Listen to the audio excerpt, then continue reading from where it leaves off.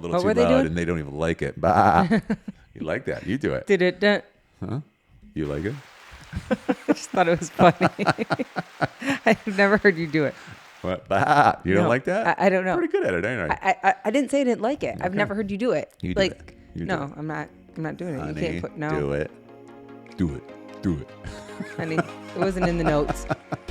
I know. You're the one that made me do it 3 times. You did it the first time. Honey.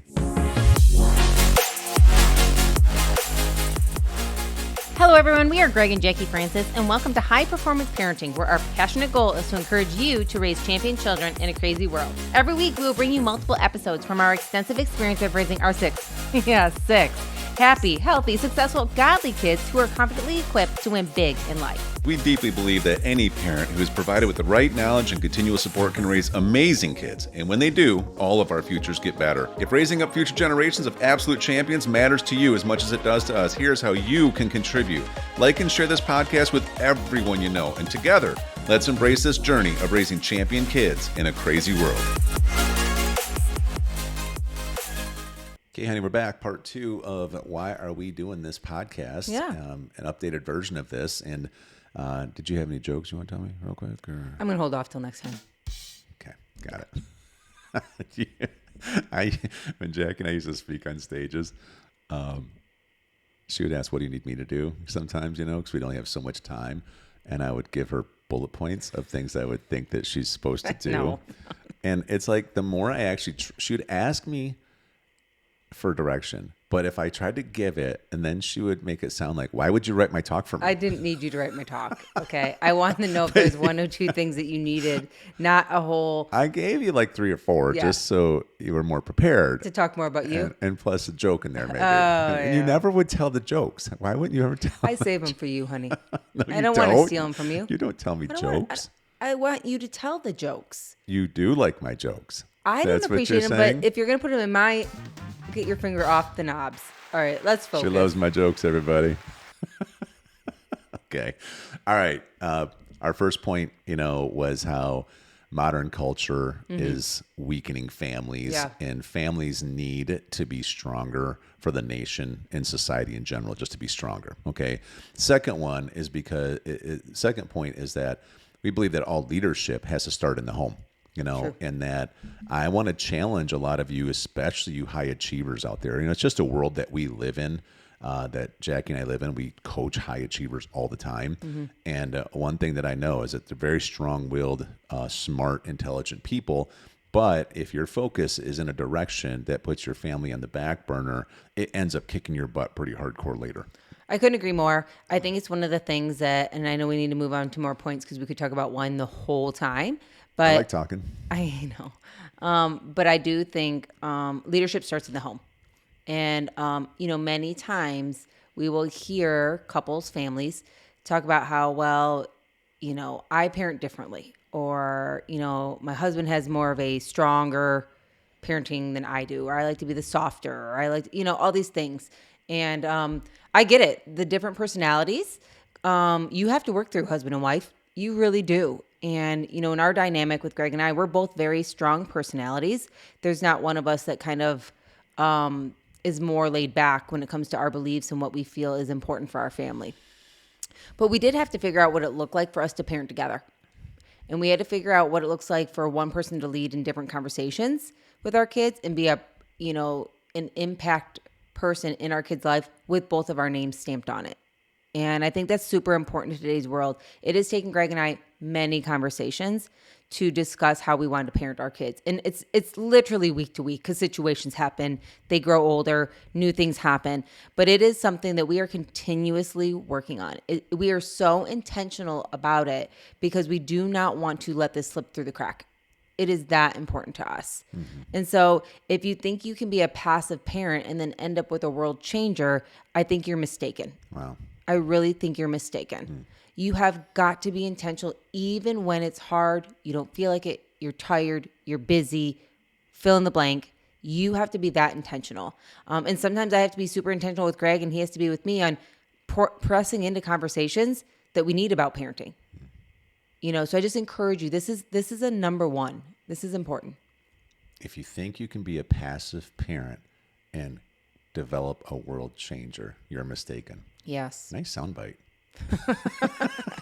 Like get your fingers off the... I'm giving you some applause. That was a great statement. It's very true. You know? seem shocked. I'm not. I don't understand. I mean, like, I'm starting to question. I'm not shocked. I just thought it was awesome. So you're welcome. You have a hard time taking a compliment? Is that what's going on? I'm not sure right now. Get your finger off the dial and we'll talk about it. Get the finger. I'm just very proud of you. Oh, thank you. Okay. All right. So, leadership starting in the home. Obviously, we're not going to go down this topic too far, but Correct. the reality is homes need direction, everybody. They need direction. They need two people that are unified at the helm, that have a very strong relationship, that are very in tune with each other, that have multiple conversations, not in front of the kids, before you get in front of the kids, to get on the same page and then create direction in all different kinds of categories. What are your kids' friendship groups going to be like? What kind of education are we going to monitor for our kids or position them for, so they don't learn weird stuff that we have to eventually unlearn, try to have them unlearn, which is really, it's harder to have somebody unlearn something than to learn something. Yeah, it's hard to unsee something. It is. I mean, what kind of opportunities are we going to present them with? How much are we going to challenge them to actually be strong when they feel like being weak? What kind of a system of discipline are we going to incorporate within our home, whether it's chores that they're supposed to do with the right kind of attitude? How are we going to discipline our kids when they make mistakes? All these kind of things. Your home needs direction. Correct. They can't get trained by a screen, right? And so next, kids need boundaries. Because the reality is, the way God designed them is they're supposed to be pushing boundaries while they're developing. But that's with an assumption that the parent is going to be in a discipleship role. So they are going to monitor and they are going to set the boundaries, right? Well, and all kids want boundaries. They want to understand. They don't actually want to fight against you every single day. True. It's exhausting mentally. Yeah. It's draining. It steals their joy. And so kids want it. If it's clear and they understand and then they push it, then there's repercussions. But kids want it. They enjoy them, actually. It's true. Okay. Another point about this, about, leadership in the home, is that fathers, I want to tell you guys, you don't get out of this. You got to lead. You need to lead, right? And obviously you lead as a team with your spouse, but you got to lead. And I have just seen so many guys out there who were never led. So because they were never led, a lot of times they use it as an excuse to never lead. And I'm sorry that somebody didn't teach you how to lead. Most guys have not been taught how to lead. But here's the thing. If you don't want it to be passed to another generation, you're going to have to learn. And that's why you got to get yourself in community with other healthy men. You got to get yourself around people who challenge you and push you. You got to get around people that kind of create positive friction in your life to call you out in areas that you need to develop, you need to grow in, you need to actually get stronger in, versus being all butthurt about somebody calling you out for it. This is an important thing. We live in a society today where there's too few men leading and there's too many women that have to. And so we need to get this back right in a household again, because until we do, there's always going to be dysfunction. Dysfunction by definition is, okay, this was created. You were designed to function a certain way. And when you don't function that way, when you step out of trying to operate that way and you try to replace it with something else, that's dysfunction. I always look at it like, I got our big Bronco out here with the big wheels and it's all jacked up in the air and it's fun. It's a fun vehicle. But if I ever try to go take that thing down some kind of a street that is very curvy and it's designed for high speed, it's designed for like a Lamborghini, it's going to look like a dysfunctional vehicle trying to race a race like that, because it wasn't designed for that. I feel like that's how most homes are. Most homes they're operating in a way that was never designed to be that way. And so therefore they don't understand why it never really works right, And then the last point about this is that, I feel like parents, I get it. This is a weird time. We have, most parents are both having to work right now just because of the crazy state of just inflation and how much everything costs. And, most people are spread extremely thin trying to figure out how to just provide for their families. And so I honor you for going out there and working your fanny off and doing what you do. And at the same time, I get it. You're going through a whole bunch of stuff too. You're dealing with coworkers and you're dealing with stresses, and you're trying to make $5 go where $6 needs to, kind of a thing. And it's a lot, but then it doesn't release you from the responsibility of discipling and raising world changers. Like, that's just something I know for me personally, I had to get through my head, because I feel like sometimes there's so much that I'm trying to do in this one category of helping provide for our family that I almost want to go back to how I think like my dad viewed things, where as long as he is putting food on the table and the bills are paid, then I've done my job as a dad and a husband, and then I can just kind of drift when I'm at home, and everybody should just understand, right? Because I think a lot of people do that. I think I found myself trying to do that for a long time. It's fairly easy to justify it in your own head, especially when that's been your example. But the reality is, both mom and dad, you got to stop allowing yourself the comfort of drifting, because that short-term comfort creates long-term problems. That's a fact. Right? And so I get it. You have to try to muster up the extra energy when you do get home. Some people will say, well, I get the leftovers, from my spouse, or I get the leftovers. Yeah, the reality is, I don't know if we should view it that way. The reality is sometimes you just have to get what the other person can suck up and go for and do, because they are tired, But it doesn't mean that it's necessarily leftovers if you're being intentional, And so anyways, strong homes are completely built on intentionality, and it is really, really important. Any other ideas on that point, hon? No, I think that's good. Okay. All right, next one.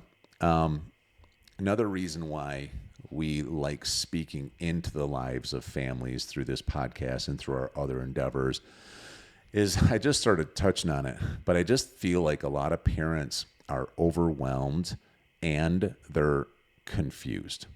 Even ones that are trying to pursue being better. I just feel like this. I mean, you think about everything from the internet and the information out there and everything being electronic. And now, of course, you throw in the next gear of that, which is all of the AI stuff that people are starting to learn to use, where there's even more information readily accessible to you very, very quickly. It's like there's so much information that it can create a lack of clarity, I think. And so I feel like, being able to hear from real people going through real stuff from real experiences, hopefully the audience that we have sees this as a blessing to be able to get a peek under our hood, because we kind of put ourselves out there, you know what I mean? And again, we always expect some people always creating judgment and grading and everything. In fact, to go back to that point, I see it almost as a compliment now. I feel like if no one's giving you a hard time ever, that's not a good sign, because that means you're going the same direction as the herd. If you fit into the herd constantly, no one's going to give you a hard time. But I don't want to go, following the herd right straight off that cliff. I would rather be bumping against the herd going this way, even if they're all bah and a little bit too much, a little too loud, and they don't even like it. Bah. You like that? You do it. Did it? Huh? You like it? I just thought it was funny. I've never heard you do it.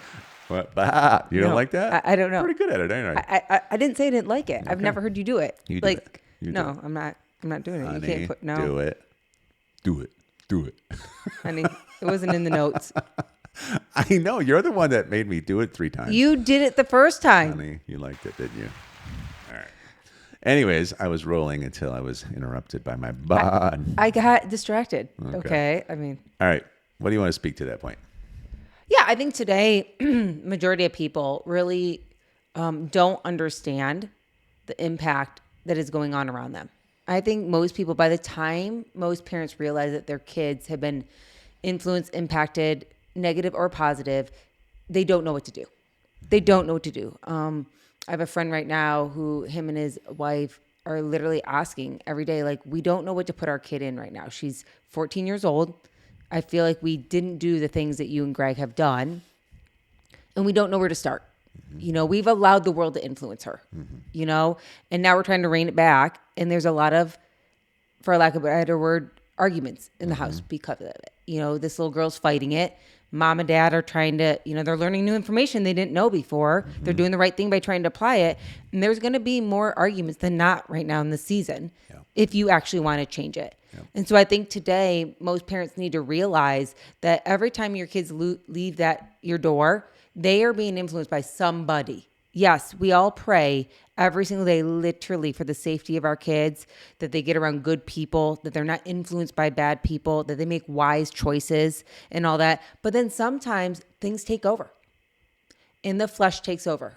And so we have to be more on it than ever, recognizing when they come back to the household, you better be the loudest voice in their heads. And it better be something that they can trust. Yeah. Because there's a lot of untrust in this world, even from the kids to their parents. Because maybe parents didn't know what to do, or you've been flip-flopping a little bit, or maybe you haven't been on the same page, or whatever the case may be. That's why we try to teach you so many nuggets on how to really hone in on your standards, so there's no confusion when your kids leave the house. Yeah. Yeah, it's super important. It's like between the busy world around us, so you take layers of each of us growing up with well-meaning parents who probably were building wrong things into us. Most likely. They didn't know. They didn't know. So we're not being judgy about your parents. No. A lot of people get defensive about this, but it's like, you got to own it though, because if you don't own it, then you're like, well, in order to honor my parents, I'm going to keep doing the bad parenting things they did. That makes no sense. You know what I mean? No, and we've talked about it in the past, ways to honor parents. There are so many good things we've said about your parents or my parents that we have taken into the next generation. So you have too many opinions online. You throw in countless hours of doom scrolling on social media every single day, which does influence you. And if you realize this, like, there's parenting trends that are changing constantly, all the time. Things that people are presenting and regurgitating, because if you think about it, the world of social media is somebody posted something, it went a little bit viral. Now everybody tries to copy it in their own version. And next thing you know, it fills your feed over and over. And all of a sudden you think the whole world's doing this, right? And we're not. And if you watch it often enough, it does start influencing you. It does start impacting you. I mean, it's like your water bottle you got right there. It's kind of it's interesting to me, though, how much that marketing took off. And I mean, when I grew up, nobody had a water bottle. We had a hose. Well, we had whatever. We had a bottle of water. We had something. But every woman in the planet has those things now, right? Yeah. And it's just because it's so much in front of everybody all the time. I mean, we have 5 girls in our house plus you, and we have to have these spinny things of how many water jugs they are, because there's so many of these massively big things. It's so funny. But anyways, it's just a matter of trends are constantly changing. Parents, I think, are at times being told or are even being edified for surviving versus leading, and I just think it's so, what, for me, a lot of what I want to do when parents are overwhelmed and confused, I want to simplify things. That's good. I want to clarify things. I want to help people create structure for things, within their home. So, all right, we're out of time. We'll move on to the next one. Hey everyone, thanks for listening and thanks for your love and support. We hope that today's episode added tremendous value to you and your family. It would mean so much to us if you would partner with us on our mission of helping parents around the globe raise champion children in this crazy world. To do so, simply take a moment to like and share this podcast with everyone in your network. See you next time.